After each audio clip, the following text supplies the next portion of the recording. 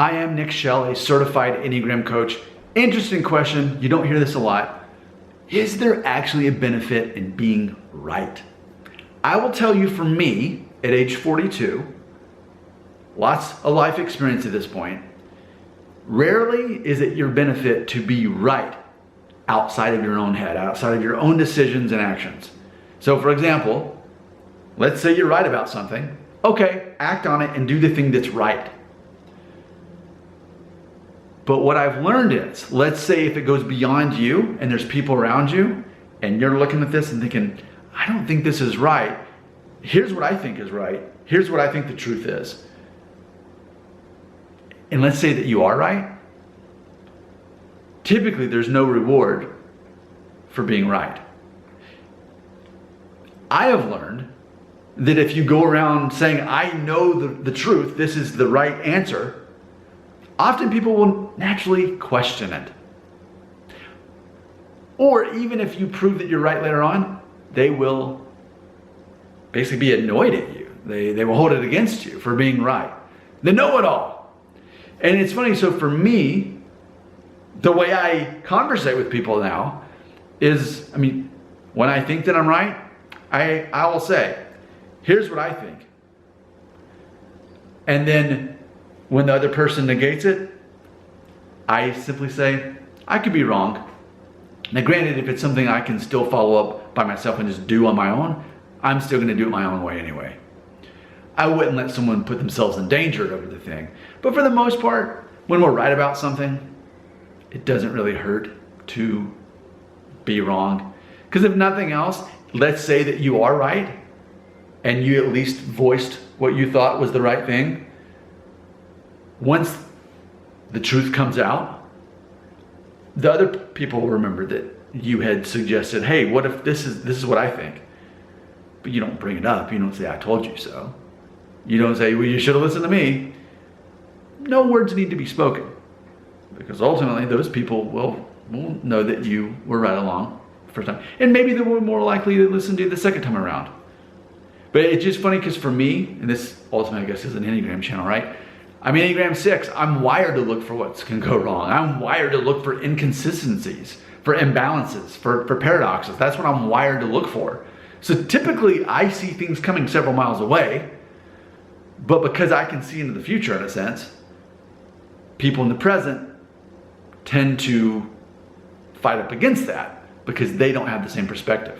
So it's funny, it's not enough of a gift to be right, often. And the funny thing is, I joke about this all the time. I'm the guy who's right about stuff you don't want me to be right about. If I can see something's gonna fall apart and something's gonna go wrong, wouldn't you want a guy like me? You would think. But a lot of times people don't want that. So it's a matter of knowing how to manage,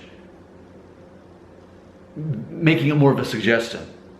And then when later the truth reveals itself, maybe they'll think, I wonder what he has to say about this thing, because he actually was right about that other thing. Again, you would never say, I told you so. You would never be the one to bring it up. If anything, let the other person bring it up. But people actually, I've learned, will not respect you for being right. And they definitely will not thank you for that. It's something that you can gain a reputation over time of being smart, but being right, I don't think there's a reward for that.